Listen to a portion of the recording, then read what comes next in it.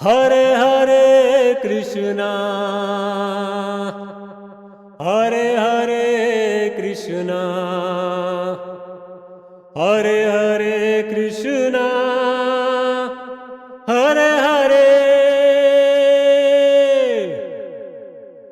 हरे हरे कृष्णा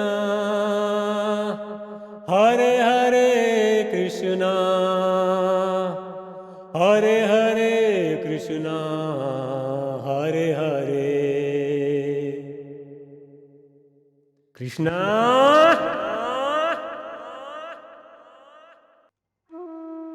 जय Shri Krishna. Welcome to 5th episode of Brahmani Krishna. चलते हैं योग यात्रा, ब्रह्म को जानने के लिए, समझने के लिए, खुद की यात्रा को कंप्लीट करने के लिए। भले ही पुनर्जन्म लगे लेकिन आरंभ तो करें। मन को समझते हुए, बौद्धिक अवस्थाओं को जानते हुए, चित्त अवस्था में रहते हुए, चिंतन करते हुए जब हम योग का आरंभ करते हैं तो जैसा कि पहले चर्चा हुई कि असत्य से सत्य की ओर या बाहर से भीतर की ओर की यात्रा है। तो सबसे पहले जब हम मूढ़ क्षिप्त अवस्था से ऊपर उठते हैं, विक्षिप्त में चलते हैं, तो हमें संसार के जितने भी भोग वश्य हैं, भोग वस्तुएं हैं, उनका अनुभव होता है। वो होती है हमारी जागृत अवस्था। लेकिन जागृत अवस्था में कहीं ना कहीं हमें स्वयं के साथ एक भिन्नता का एहसास होता है। वो भिन्नता क्या है? जागृत अवस्था में जब हमारी प्राण शक्ति रहती है तो हमेशा हमें संबंध, कर्तव्य, परिणाम, अधिकार, इस तरह की अनुभूतियां रहती हैं। वो है हमारी जागृत अवस्था, यानी शरीर से जुड़े सब विषय। अभी योग का आरंभ नहीं हुआ, अभी तो विचार चल रहे हैं। जैसे ही हम आंखें बंद करें या ना करें, ये कोई विषय नहीं है शरीर। लेकिन चलो, शुरू में हम ये कर सकते हैं। तो जिस तरह के विचार उठते हैं वो सारे मटेरियलिस्टिक विचार होंगे और बहुत सारे होंगे। हो सकता है हम स्वयं से तंग आ जाते हैं, लेकिन रुकना नहीं है, घबराना भी नहीं है। वो उठेंगे। वो स्पंदन है सूक्ष्म शरीर का। सूक्ष्म शरीर मन है, बौद्धिकता है, चित्त अवस्था है, फिर इन तीनों से ऊपर एक शब्द यूज हुआ उसके लिए, तुरीय, तुरीय अवस्था। उस स्थिति में हम अपने मन को देख रहे होते हैं। मन में विचार और बौद्धिक स्थिति होती है। बौद्धिकता के क्या लक्षण आते हैं उसमें? द फैक्टर्स दैट इज ग्राह्य, ग्रहिता और ग्रहण, ये भौतिक और बौद्धिकता के साथ ये स्तर है भौतिक लेकिन बौद्धिकता के साथ। यानी ग्राह्य कहते हैं जो ये स्तर है, उस समय हमारे विचारों में ये पूरे विश्व के विषय होते हैं। संबंध, व्यापार, शरीर, क्रियाएं, प्रतिक्रियाएं, उसमें रहते हुए हम आगे बढ़ते। आरंभ तो यहीं से हुआ।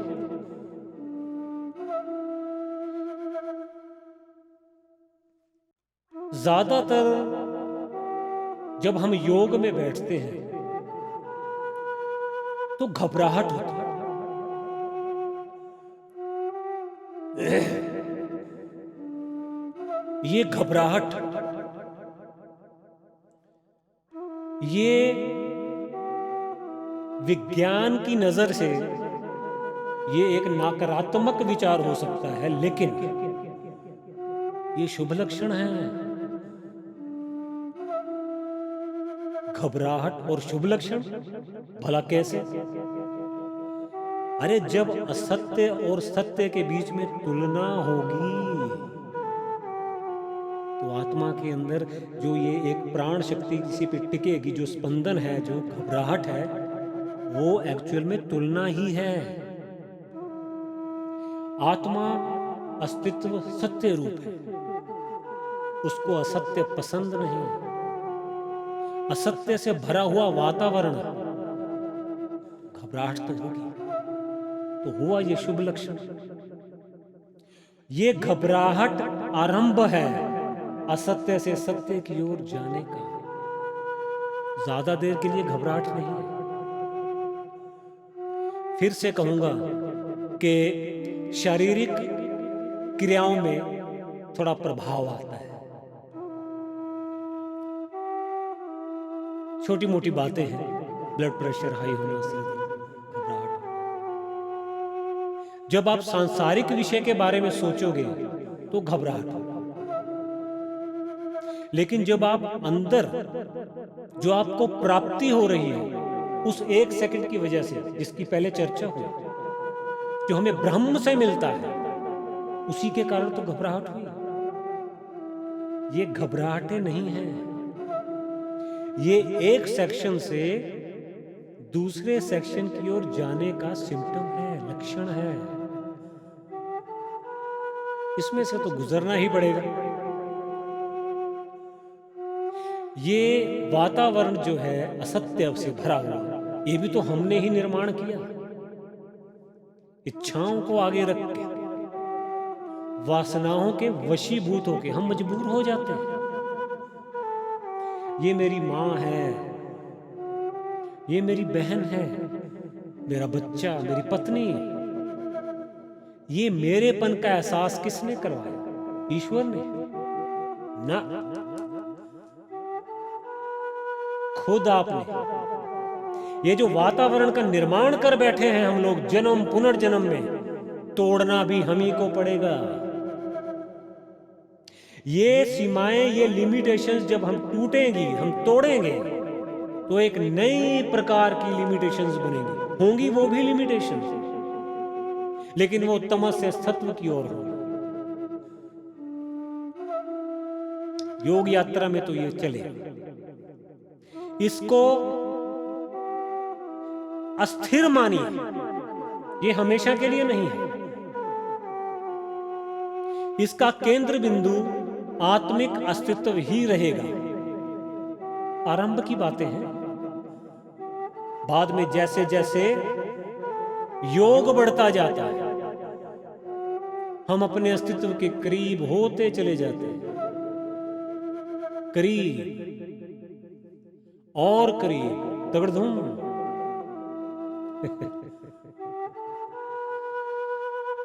योग, उस समय ये जो भौतिक विषय हैं, धीरे धीरे धीरे धीरे इनके तर्क आरंभ होते हैं, क्योंकि हम शारीरिक दुनिया में हैं। तो शारीरिक विषय का उठना, भावों का उठना प्राकृतिक है। इतने में जैसे ही वो जो सेकंड्स हमें ब्रह्म से छूते हैं, जैसे कि पहला बोला कि एक सत्य सैकड़ों असत्य का नाश कर देता है एक ही समय पर, एक ही समय पर। सोचिए, जब असत्य के भाव अंदर यहां नाश हो रहे होते हैं, प्रोसेस में होते हैं, घबराहट तो होगी, अंदर ही है। लेकिन असत्य को नाश होते हुए हम देखते हैं, वही प्रमाण वृत्ति। फिर सत्य की ताकत इतनी है, वो असत्य दोबारा से उठ नहीं पाता। हमारी यात्रा का आरंभ हो जाता है। तर्क चलता है। तर्क क्या चलता है? जो ये हमने अपने अंदर सृष्टि, इसका निर्माण कर दिया, ये 1 घंटे में तो निर्माण हुआ नहीं। कई जन्म बिताए साहेब, पुनर्जन्म लिए, भोग भोगे, आनंद लिए। ये वही आनंद हैं जो अब हमें द्वेष के कारण भारी महसूस होते हैं, तनाव देते हैं। हम दूसरों से पीछा छुड़ा सकते हैं, स्वयं से कैसे पीछा छुड़ाएं? जो ये अनुभव बसा रखे हैं। इन्हीं अनुभवों ने हमें कभी सुख भी दिए, तो आज इनको भोगना भी पड़ेगा, इनका सामना करना पड़ेगा। शास्त्रों में इसको हेय हेतु कहा। कोई प्राप्ति अगर आपको सुख देती है तो किसी समय पर आके वो द्वेष का कारण भी बन जाती है, क्योंकि परिस्थितियां भिन्न हो जाती हैं। परिस्थितियां भिन्न होने के कारण हमारी मनोस्थितियां बदलती हैं, दिगड़दम दिगड़दम दिगड़दम। फिर हम भागते हैं डॉक्टर।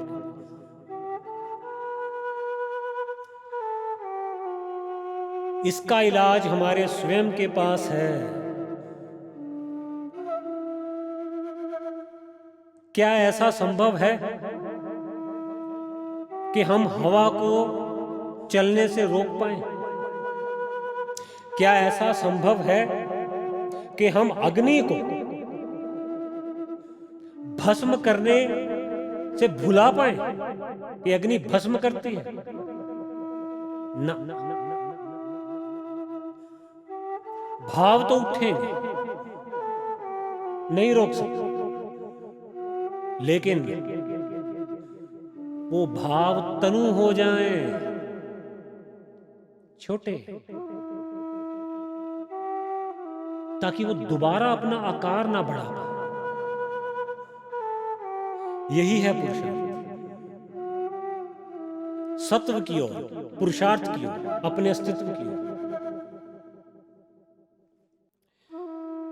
यही जब तर्क चलता है तो एक छोटी सी बात हम समझें तो ये बड़ी जल्दी समझ में आएगा।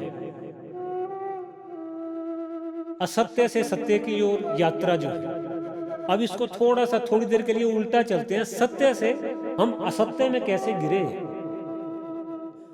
दृष्टा और दृश्य का संगम हुआ। दृष्टा केवल आत्मा, मन नहीं है उसके पास, उसको नहीं पता मन क्या होता है। ना, मन की इतनी ताकत नहीं कि वो आत्मा को जान पाए। बुद्धि तो स्वयं प्राण शक्ति ही है आत्मा की। चित्त का निर्माण भी तभी होता है जब दृश्य और दृष्टा का संगम हो, यानी कि आत्मा को एहसास होता है। तो यहां से सृष्टि का निर्माण आरंभ हुआ। सृष्टि माना ये नहीं, वो तो ईश्वर का ही है, देन अनादि। इतनी ताकत नहीं जीव की। सृष्टि का अर्थ यहां पे जो ये भीतर सृष्टि का निर्माण कर बैठे हैं वो है। तो दृश्य और दृष्टा के आरंभ से सर्वप्रथम शास्त्रों के मुताबिक तो बुद्धि का उद्गम हुआ, जिसको हम अहंकार भी किसी ने बोला। बुद्धि और अहंकार एक है, लेकिन ये अलग है। प्राण शक्ति बौद्धिकता है, जहां दृष्टि पड़ी एहसास हुआ, वो एहसास अहंकार है। एहसास और दृष्टि पड़ना तो अलग अलग स्टेप हो गए। इसकी गति बहुत निरंतर है, इसलिए पता नहीं पड़ता अंदर ही। जब आत्मा की दृष्टि यानी कि प्राण शक्ति कार्य कर रही है तो जो उसके रिएक्शन में एहसास है वो अहंकार है, ये तत्व है, ये अहंकार मूल है।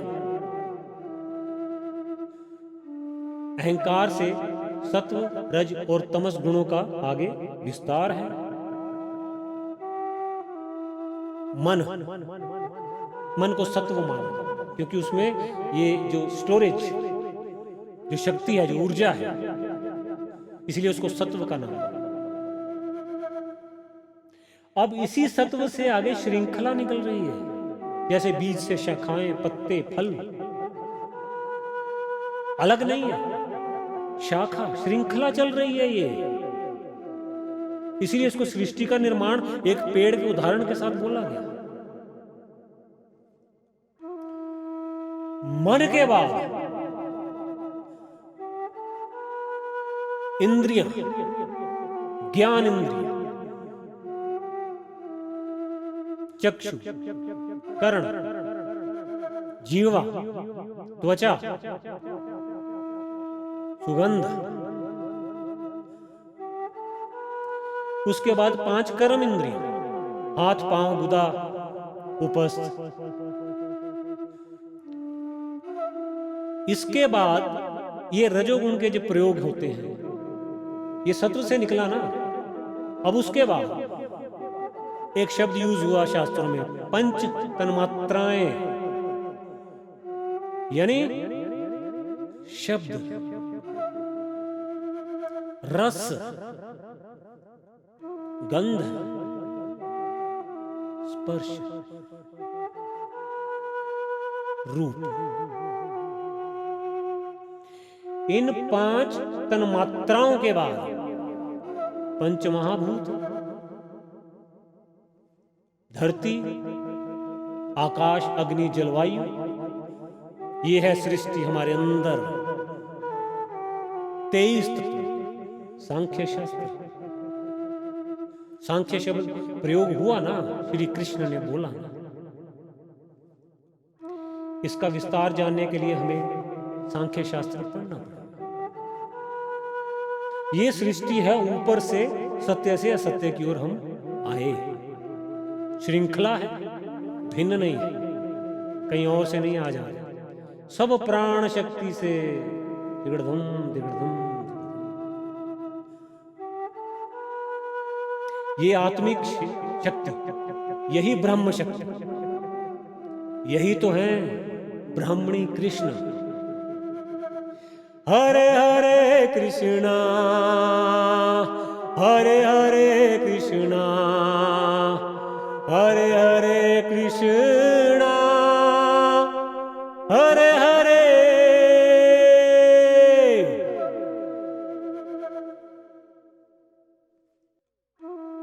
यही ब्रह्म है, यही श्री कृष्ण है। अब इस सृष्टि का प्रयोग जब हम पहले वाले पॉइंट से, अब उल्टा फिर से उल्टा चलेगा, ये तो समझने के लिए बताए। अभी हम ब्रह्म तक नहीं जा सकते, क्योंकि हम इस संसार में हैं, इस दुनिया में हैं। तो जो पहले वाला पॉइंट चर्चा हुई कि तर्क चल रहा है, सबसे पहले 5 महाभूतों से बनी चीजें, विषय, उनके विचारों में तर्क चलेगा, वो आरंभ है। और उसमें थोड़ा संघर्ष, उसका अनुभव होगा, आभास होगा, शुभ लक्षण है। बढ़िए आगे, और समय भी लगेगा, एक रात में तो नहीं होगा। जैसा कि कहा कि 5, 10, 8 जन्म लग जाते हैं। बस अपनी संगति शुद्ध रखिए, वो बहुत जरूरी है। हमें और आपको ना समझने वाले लोग, चाहे वो हमारे रिश्ते में हैं या बाहर के, वो हमारे पुरुषार्थ, हमारी यात्रा में बहुत बड़ी रुकावट है। कारण, जब पुरुषार्थ में हमारे अंदर, हमारे भीतर परिवर्तन आते हैं, तो हमारे विषय चेंज हो जाते हैं, परिवर्तन हो जाते हैं। जो सामने वाले को नहीं पता, वो अपने हिसाब से हमें देख रहा होता है, उसका व्यवहार वही होता है,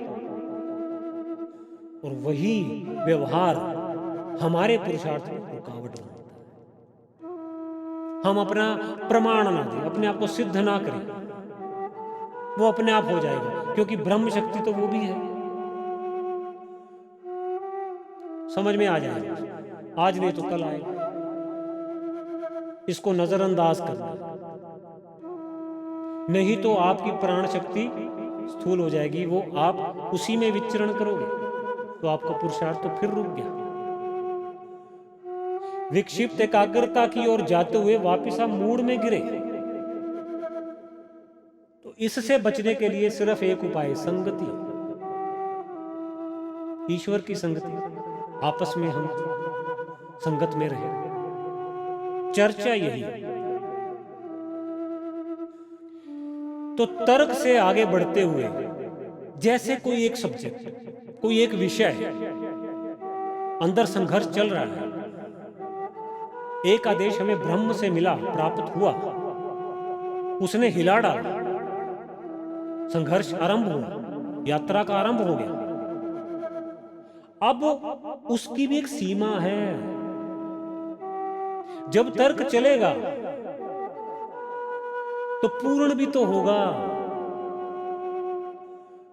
इसको कहा गया सवितर्क से निर्वितर्क। आ गए, पहुंच गए, पता ही नहीं चला, पहुंच गए। जैसे ही निर्वितर्क पर पहुंचे, निर्णय स्वीकार हो गया, आत्मा ने चित्त में देखा, चिंतन का आरंभ हुआ और हम सवितर्क से ऊपर उठ गए। यानी एकाग्रता की प्रतिशत और बढ़ गई। वो जो 1 सेकंड था, अब दूसरे सेकंड में गैप कम हो गया। उसी को तो मैनेज करना है। बारीक है लेकिन मैनेजेबल है, समझ में आ जाता है, ऊर्जा रहती। ये विचार जो निर्वितर्क हो गया, यानी कि आर्गुमेंट खत्म, अंदर संघर्ष खत्म, हम पहुंच गए एक परिणाम पर और वो परिणाम स्वीकार्य है। आपको उसी समय इस बात का अनुभव हो जाएगा कि ये ब्रह्म से आपकी प्राप्ति हुई है और ईश्वर की तरफ से जो ऊर्जा का आभास हमें होता है, वही नियति जो हमारे भाग्य में भी लिखी है, वो भी तो कारण है हमारे संतोष। तो हम सवितर्क से निर्वितर्क आए, इसी में थोड़ा टाइम लगता है। इसमें हम धैर्यतापूर्ण चलें, मान के चलेंगे समय लगेगा। समय का हर पल हमें ईश्वर को देना है, स्वयं को देना है। उसका भाग्य तो हमारा ही बनेगा, हमारे बच्चों का, हमारे आने वाली पीढ़ियों का बनेगा। अब इस पुरुषार्थ जो हम वर्ल्ड मटीरियलिस्टिक सब्जेक्ट्स के अंदर घूमते रहे, ये एक एक करके हम सवितर्क से निर्वितर्क, सर्ववितर्क से निर्वितर्क, ये यात्रा चलती रहती है। तो जितना जितना निर्वितर्क होते जाएंगे, उतनी उतनी हमारा अगला स्तर आ जाएगा, सविचार। यानी जिस विचार से, उसकी उदारता से, उसके जागृति से हम इतने परेशान थे, तनाव हम पीछा छुड़ाना चाहते थे, ज्ञान की वजह से, ब्रह्म की वजह से तुलना हुई और वो निर्वितर्क बोला। निर्वितर्क होने के बाद वो एक भाव बन गया, वो दोबारा नहीं उठेगा, क्योंकि उसकी यात्रा पूर्ण हो गई, कंप्लीट। इसीलिए जब जर्नी स्टार्ट हो अंदर से, उसको अधूरा मत छोड़िए।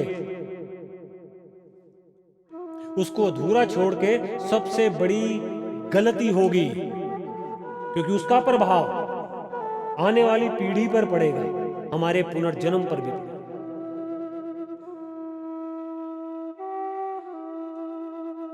थोड़ा गहरा है लेकिन समझ में आ जाता है। After all, we all are Brahma. We all are Brahma. वही विचार जब बन गया, तर्क से होते हुए विचार बन गया। जैसे ही विचार बना, उसकी यात्रा आरंभ हो गई। ये सारा साथ साथ चल रहा है, ये योग हो रहा है। वो विचार जब जागृत अवस्था में आएगा, उसका प्रैक्टिकल होगा, तो वो विचार भी अपनी यात्रा पूर्ण करेगा, कंप्लीट होगी जर्नी। तो वो क्या बन गया? निर्विचार। एक और स्तर बढ़ गए हम लोग। धीरे धीरे हम संपूर्णता की ओर बढ़ रहे हैं, संपूर्णता की ओर, ईश्वर की ओर, श्री कृष्ण की प्राप्ति की ओर। आनंद धिदिन तनक दिन, धिदिन तनक दिन, धिदिन तनक दिन था तगड़दम। मन की तरंगे संभाले नहीं संभलेंगे, क्योंकि अहंकार तो है। आप प्रदर्शन कर बैठो, हम सब करते हैं, लेकिन फिर से नियंत्रण करना और हमारी संगति एक दूसरे को प्रभावित करते हुए हमें आगे बढ़ाती है। क्योंकि किसी अज्ञानी के साथ हम ये अनुभव बांट ही नहीं सकते, आदेश नहीं है, क्योंकि वो तो मूढ़ स्थिति में होगा, वो कैसे समझे? तो जो प्राप्ति का एक आनंद, एक सुख है, बाद में इससे भी ऊपर उठना है, लेकिन उस समय तो सुख है। उस सुख को अनुभव करते हुए फिर से एक यात्रा निकलेगी जो हमें निर्विचार तक लेके जाएगी। पहुंचे ना? कहां हम तर्कों में थे, फिर निर्वितर्क हुए, फिर विचार हुआ, फिर निर्विचार हुए, और उसमें फिर आया आनंद। आनंद क्यों आया? क्योंकि अस्मिता, अस्मितानुगत, यानी खुद के होने का एहसास, ये तो अंत तक रहेगा, इससे पीछा नहीं छुड़ाना है। तो है, थोड़ा गर्व महसूस कर लो, कोई गंभीर विषय नहीं। वो गर्व आपको तमस से दूर करेगा, वो अंतर हमेशा आपको याद रहेगा, क्या करना है क्या नहीं करना है, क्योंकि आप सवितर्क और निर्वितर्क की अंतर को जान गए। अब यहां पे एक बात सोचने वाली है। ये जागृत अवस्था में जो स्थूल है, धरती, आकाश, अग्नि, जल, वायु, जब इन विषयों के ऊपर आर्ग्यूमेंट चलता है, अंदर ही चल रहा है, कहीं बाहर नहीं, सब अंदर हो रहा है, तो हम जब इससे दूर होते हैं, यानी निर्वितर्क की तरफ हम बढ़ते हैं, तो हम जागृत अवस्था से सूक्ष्म अवस्था में आ जाते हैं, यानी हम मन में विचरण करना शुरू कर देते हैं। आगे बढ़ गए। आसान नहीं थी यात्रा, सरल नहीं थी, झेला, अंदर संघर्ष झेला। ये अनुभव आपका धन है। इन्हीं अनुभवों से आप अपनी अगली पीढ़ियों को शिक्षित कर सकते, समाज को परिवर्तित कर सकते, और वही तो करना है। ईश्वर ने आपको चुना। हमें जो अनुभव प्राप्त होते हैं उसमें समाज का भी अधिकार है। हमें इस समाज में रहकर ही हर चीज की प्राप्ति है। समाज का बहुत बड़ा उसमें एक योगदान है। The role of the society, the role of our culture, संस्कृति। इसके अभाव में हम ना तो यात्रा का आरंभ कर सकते हैं, ना ही पूर्ण होगा। समाज का आदर बहुत जरूरी है। हाँ, समाज से आशा मत करना। वो आशा गीता में है, श्री कृष्ण ने बोला, आशा दो धारी तलवार है। अध्याय में ऐसा नहीं लिखा है, ये मेरे शब्द हैं, दो धारी तलवार। लेकिन आशा रहित ये शब्द प्रयोग हुआ, क्योंकि आशा आपको निर्भरता प्रदान कर, आपकी स्वतंत्रता का नाश कर। आत्मा तो स्वतंत्र है, इसलिए आप कभी देखना, जन्म से भिखारी का जन्म लेते हुए भी वो राजा की तरह रहता है, क्योंकि आत्मा है, स्वतंत्र है। जब कोई उसको भिक्षा देता है तो मानो ऐसा लगता है कि भिक्षा लेकर उसने एहसान किया। क्यों? क्योंकि आत्मा स्वतंत्र है, वो किसी के अधीन नहीं रहना चाहता। तो आशा स्वतंत्रता को खत्म कर, नाश कर। आपकी मन की शक्तियां, बौद्धिक शक्तियां प्रयोग नहीं होंगी। तो आशा नहीं करनी समाज, सिर्फ सहयोग देना है, प्रयोग करने। ये योग यात्रा, शब्दों को सुनना, समझना और हमसे होना, यही तो समाधि है।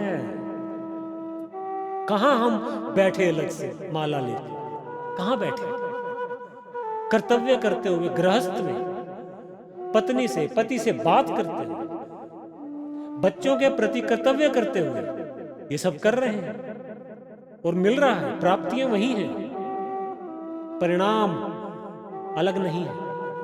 भक्ति करिए, भक्ति का फल ही ज्ञान है, ये फिर अलग नहीं है, फिर से एक श्रृंखला है। भक्ति, फिर ज्ञान, फिर कर्म, फिर इनसे भी ऊपर। इस यात्रा को ही योग कहा गया। लेकिन उसके पहले, जैसे कि पहले चर्चा में कहा गया, गीता में कहा गया, शास्त्र ने कहा, अंतर आत्मा यानी अंतःकरण, इसका शुद्ध होना बड़ा जरूरी है। तो जो अभी तक बोला गया, ये शुद्धता की ओर तो जा रहे हैं। यानी शुद्धता क्या? स्थूल से, मटेरियलिस्टिक वर्ल्ड से सूक्ष्मता की ओर, अपने अस्तित्व की ओर। ये शुद्धता का ही रास्ता है, यही शुद्धता है। और इसमें लक्षण क्या रहते हैं? आप निरसंकल्प होते चले जाते हैं, from less thought to the thoughtless position. संकल्प खत्म होते चले जाते, वही चित्त की अवस्था निरुद्ध, एकाग्रता के बाद की। फिर वही भाव रह जाता, संपूर्ण खत्म नहीं होता। बस यही चक्र है, ये तो चलता रहेगा। इसी को जीवन मुक्त बोला। मुक्ति इसी को कहते हैं, अपने अनुभवों से, अपने भावों से मुक्त। और वो अहंकार, हमारा अहंकार, वही मुक्ति का कारण भी बनता है, जो हमें खुद के होने का एहसास कराता है, हमारी शक्तियों का अनुभव कराता है, वही अहंकार। और ये अहंकार कब छूटेगा? ये लास्ट, अंतिम अवस्था है, छूट जाएगा। छोड़ने का प्रयास करोगे तो नहीं, ये अपने आप होता चला जाएगा। जब हम योग करते हैं, हम ये शब्द ही गलत इस्तेमाल कर रहे हैं कि हम योग करते हैं। बस अपनी प्राण शक्ति को आपने केंद्रित करना है, वो आपका अहंकार उसमें मदद करेगा। धीरे धीरे आप स्थूल से सूक्ष्मता की ओर चले जाएंगे। नियति है, हवा को चलना है, अग्नि को भस्म करना है। आत्मा को योगी को होना ही है। हम योगी ही हैं। ईश्वर श्री कृष्ण, भगवान श्री कृष्ण सर्वेश्वर योगी कहा गया। योगिक अवस्थाएं उनकी जो हम गीता में पढ़ते हैं वही तो है। योगेश्वर तो हमें भी वो होना ही है। अगर हम तप नहीं करेंगे तो ब्रह्म करवा देगा, नियति तीर्थम। लेकिन वो आरंभ में हमें दंड के जैसा लगता है, जिसको हम लक्षण माने। लक्षण कुछ नहीं हुआ, हमेशा के लिए कुछ नहीं हो गया। परिस्थितियां हैं, आएंगी जाएंगी, आएंगी जाएंगी। लेकिन हम प्रयास करें। जब एक अनुभूति हो ही गई, उस एक सेकंड में, उस एक पल ने हमें हमारे अस्तित्व का एहसास करवा ही दिया, तो यात्रा कंप्लीट तो करें, चलें तो सही उस पर, ब्रह्म की ओर। तो वही जब हम आनंद में आते हैं तो धीरे धीरे वो भी समाप्ति की ओर जाता है। इसको कहा गया परवैराग्य। परवैराग्य यानी कि वैराग्य भी छोटा शब्द था, अभ्यास और वैराग्य हुआ ना। तो जो अभी हम बोल रहे थे ये अभ्यास तो हुआ।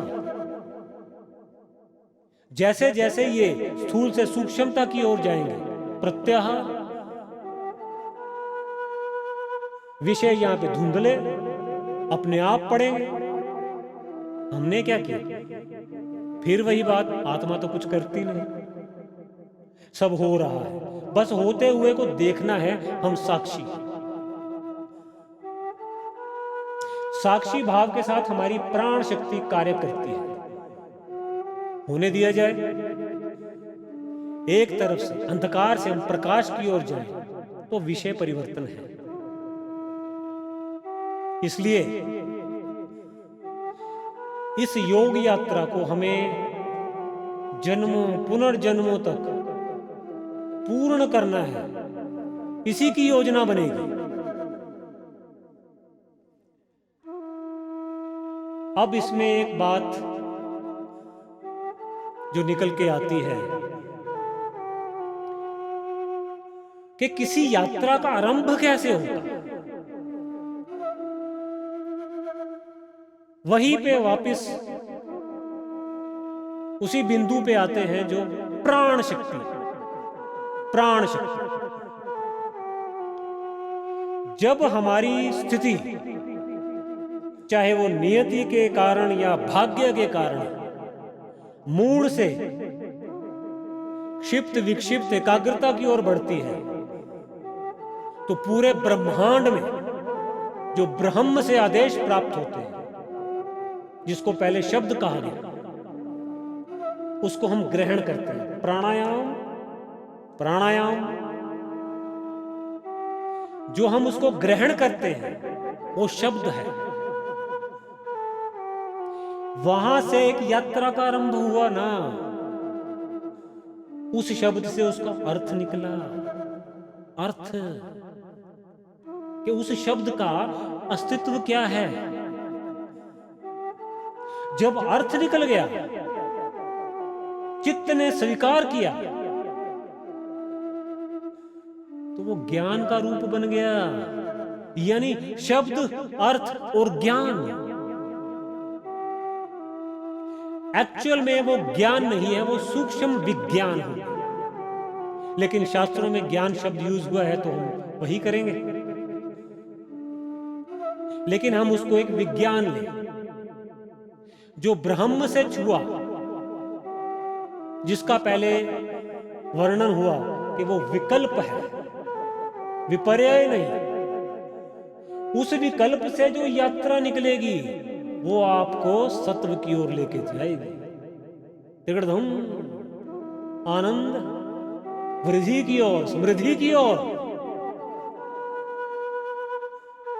यही तो है श्री कृष्ण। हरे हरे कृष्णा, हरे हरे कृष्णा, हरे हरे कृष्णा, हरे हरे हरे।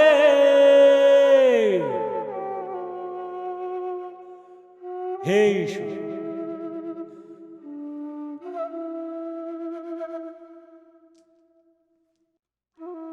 ये विकल्प से यात्रा आरंभ,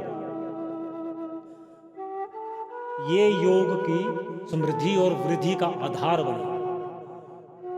अब दूसरी तरफ वही प्राण शक्ति अगर मन के किसी भाव पे टिक जाए, यानी वो अभी विचार तक आया ही नहीं, वो तर्कों में है, निर्वितर्क नहीं हुआ और उन तर्कों में है, और उस तर्क पे अगर प्राण शक्ति एकाग्र हो जाए, कंसंट्रेशन, इंटेलेक्चुअल कंसंट्रेशन, तो वो रिपीट होगा। वो नवीनता नहीं है, वो आप वापस मूल भाव में ही आ जाएंगे। जिस योग का आरंभ हुआ था वो रुक गया, या यूं कहें वो धीमी पड़ गई गति। तो हमें विकल्पों में रहना है। वो जो शब्द है, जो ब्रह्म से जिसकी प्राप्ति होती है, वो शब्द ही हमें संपूर्णता की ओर लेके जाएगा। श्री कृष्ण भगवान को समझने में हमारी मदद करेगा। और एक बार श्री कृष्ण को समझे तो सब संपूर्णता की ओर आगे बढ़ेंगे। हरे कृष्णा हरे कृष्णा। तो ये योग यात्रा है। इसको शास्त्रों में कहा गया, the word mentioned in our scripture is संप्रज्ञात समाधि। कहीं उठे बैठे कुछ समय निकाला क्या अलग से? कुछ परिवार छोड़ के भागे क्या?